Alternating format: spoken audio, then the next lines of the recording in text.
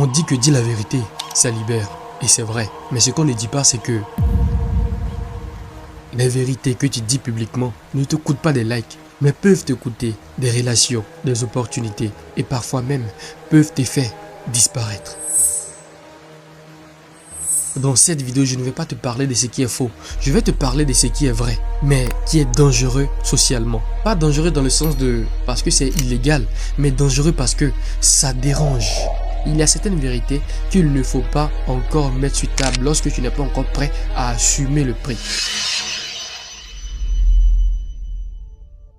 Quand tu vas dévoiler la vérité sur une personne hautement bien placée, la société va s'empresser de protéger cette personne, de couvrir cette personne. En grande majorité, la société ne protège pas les personnes honnêtes, mais elle protège les personnes qui apportent un plus, tu vois. C'est pour ça qu'il y a beaucoup de personnes qui sont hautes placées, qui sont tellement bien placées, qui se permettent de faire certaines choses, mais que la population ou bien qu'un certain groupe de personnes savent, mais préfèrent se taire. Et si toi, tu décides de mettre à nu certaines vérités, tu seras tellement étouffé que tu pourras même disparaître. Une communauté tout entière s'est battue pour atteindre un certain niveau. Et cette communauté-là a déjà des manières de vivre, a déjà des boulots qu'elle doit faire, a déjà des obligations qu'elle doit respecter, a déjà des postes qu'elle ne peut pas occuper, a déjà des rêves qu'elle ne peut pas poursuivre. Et toi, tu viens au monde dans ces communautés-là. Et avec l'évolution du monde, tu trouves que ton rêve va ailleurs. Tu découvres vraiment des choses au fond de toi qui te font vibrer plus que ce qui t'a été déjà destiné. Et donc, tu décides comme ça de te séparer de ça, de dire non à ce groupe de personnes-là qui a tellement misé sur ses pratiques, qui a tellement misé sur ses secrets, sur sa notoriété et tout, et toi tu viens, tu décides d'aller voir ailleurs. Dire non dans ce genre de cas peut te coûter beaucoup de choses. On peut te renier. Tu as trahi notre confiance, tu n'es plus des nôtres. On peut même t'exiler, on peut même t'ôter la vie. Il y a des coins, il y a des communautés sur cette terre-là où ce genre de pratiques existe encore. Remettre en question des croyances collectives. Les croyances collectives ne sont pas protégées parce qu'elles sont vraies. Elles sont là parce qu'elles nous rassurent sur certains points de la vie. Des croyances comme le diplôme garantit un avenir. C'est pas vrai. Un diplôme t'ouvre des portes, mais un diplôme ne garantit pas ton avenir.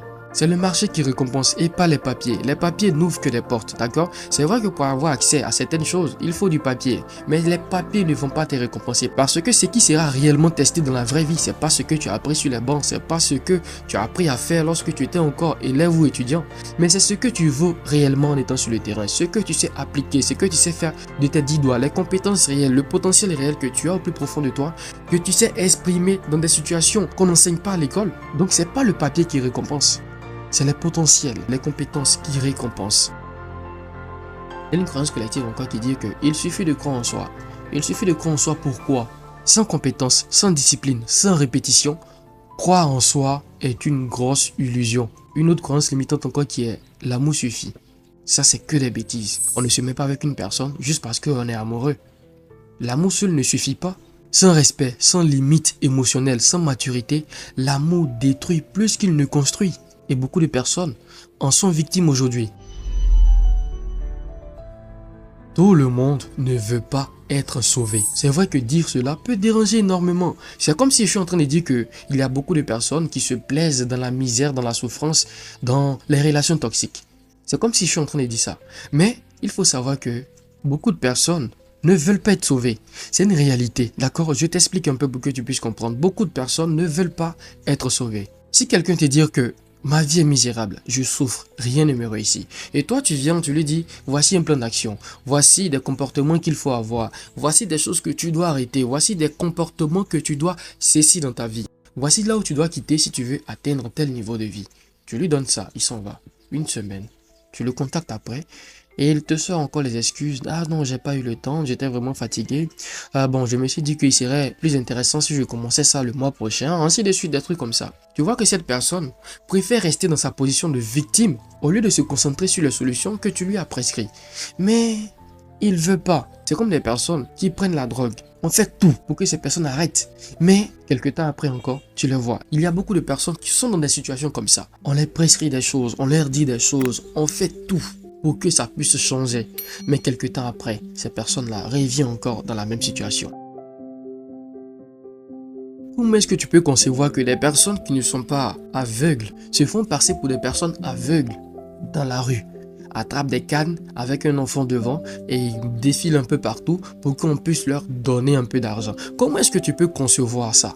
Parce que des gens ont compris inconsciemment que le fait de se plaindre, le fait d'être dans une position de victime oblige quelque part moralement et mentalement certaines personnes à leur tendre la main. Il y a certaines personnes qui sont carrément dans les difficultés. Ça, on comprend, comme pour la maman qui n'avait pas de maison, qui a tout perdu après le décès de son mari et tout. Ça, on comprend. Mais comment est-ce que tu peux concevoir que, étant bien portant, tu as des yeux et tu te fais passer pour quelqu'un qui ne voit pas et tu te promènes dans la rue pour qu'on puisse te donner quelques pièces? Alors qu'en réalité, ces personnes n'ont rien. Elles préfèrent juste recevoir de la compassion, de l'aide, de l'attention. Et ce type de personnes ne veulent pas être sauvées. Je suis désolé de le dire, mais c'est une vérité qui dérange.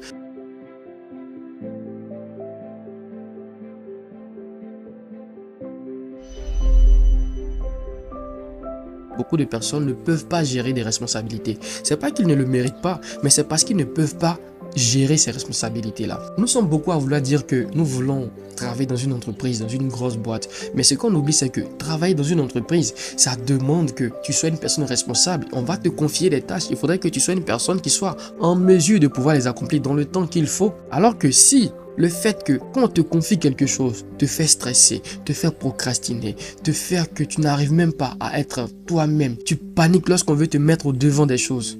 Franchement, ce type de personnes-là, la responsabilité leur fait peur. Mais quand tu te retrouves face à eux et que tu leur dis que tu as peur d'être une personne responsable, automatiquement, cette personne s'emporte. Alors ce type de vérité-là, ça dérange énormément. Tout le monde ne veut pas réussir. Tout le monde ne veut pas réussir. Je ne dis pas que des gens sont venus au monde pour rester dans la misère ou dans la pauvreté. Non, ça ne veut pas dire cela. Mais il y a des gens qui se pensent être talentueux, mais qui pensent que ça suffit. Il y a quelque chose que tu sais faire naturellement. Mais cette chose-là, tu ne la maîtrises pas. Pour pouvoir la maîtriser, il te faudra de la discipline, de la répétition. Et il y a certaines personnes qui ont un talent, qui préfèrent se satisfaire de ça. Elles savent faire quelque chose dans ça, mais ne savent pas pousser les choses loin. Aujourd'hui, il faut pousser les choses loin avec des formations, avec de l'apprentissage, avec de la discipline, avec de la répétition. Parce que quand tu découvres quelque chose en toi, cela veut dire que c'est déjà un talent de base. C'est sur ça que tu dois travailler. C'est sur ça que tu dois concentrer ton énergie. C'est sur ça que tu dois concentrer ton futur. Mais comment? En la travaillant, en le développant, en faisant en sorte que cette chose-là devienne un truc qui va te permettre d'être extrêmement efficace dans ce monde. Mais beaucoup de personnes préfèrent rester sur les talents, consommer leurs talents. Et lorsque le tube de talent arrive à terme, il stagne. Il n'arrive plus à avancer, il n'arrive plus à aller devant. Leur dose est finie. C'est là où on dit que ton parfum est fini. C'est pourquoi que les personnes qui font les buzz ne durent pas. Parce qu'il y a quelque chose qui les révèle, il y a quelque chose qui les fait sortir de l'ombre. Mais avec le temps, elles répètent encore la même chose tous les jours, entier, et puis bon, la dose commence à partir, la dose commence à finir, et tu commences à voir en commentaire que ça prend plus ça gagne plus et puis bon, quelques temps après, tu vois qu'on ne parle plus de cette personne. Alors qu'un talent qui vient de se manifester là, c'est juste que tu n'as pas compris. Il faut commencer à travailler ça. Il faut commencer à développer ça à travers la discipline, à travers la répétition. Et tu verras que tu vas toujours rester. C'est pourquoi Didi B me plaît beaucoup. Parce que depuis que j'étais comme ça, je l'écoutais à travers la Kif No Beat. Et aujourd'hui, il est encore là. Il s'est innové. Franchement, ce monsieur, impec. C'est du bon. Alors, donc si les autres aussi arrivent à faire ça, on dira qu'ils sont extrêmement efficaces, extrêmement puissants, extrêmement forts. C'est pourquoi cette année, j'ai dit que je souhaite à personne une très bonne année. Je te souhaite simplement d'être discipliné. Parce que seule la discipline va nous aider à faire de notre vie une vie de succès, une vie qui laisse des traces. La victimisation rapporte plus aujourd'hui que l'effort. De manière inconsciente, beaucoup de personnes sont en train de faire la promotion de ça. Et parmi les actions que nous voyons sur l'internet, c'est-à-dire que on s'en va quelque part, on voit une personne qui souffre, qui est dans des situations un peu franchement difficiles. D'autres même font des lives pour ça. Ils sont là, ils viennent, tu expliques ta situation. Et puis bon, il y a des personnes derrière qui commencent à envoyer des dons pour aider vraiment des personnes. Chaque jour, c'est plusieurs personnes comme ça qui reçoivent de l'aide dans le monde ici. Voilà, et je vois ça beaucoup ici en Côte d'Ivoire. Je dis pas que c'est quelque chose qui est méchant. Juste, je suis en train de dire que aujourd'hui, la victimisation va te rapporter plus que de l'effort. Ça, c'est quelque chose qui est en train d'être vérifié aujourd'hui. La victimisation aujourd'hui rapporte plus que l'effort. Si aujourd'hui, un influenceur est en train de faire son live et que tu montes, tu peux lui expliquer ta situation, beaucoup pourraient être touchés et puis vont commencer à t'envoyer des dons. On voit ça, d'accord? On a vu des vidéos de victimisation changer la vie de certaines personnes en moins de 24 heures aujourd'hui. Alors qu'il y a certaines personnes qui fournissent des efforts, plus de 15 ans, plus de 10 ans, plus de 20 ans, et on ne les voit pas et on ne les calcule pas. Il n'y a personne pour venir booster les activités. On ne voit pas ça. Porte-toi bien, toujours plus haut et rendez-vous au sommet. Merci.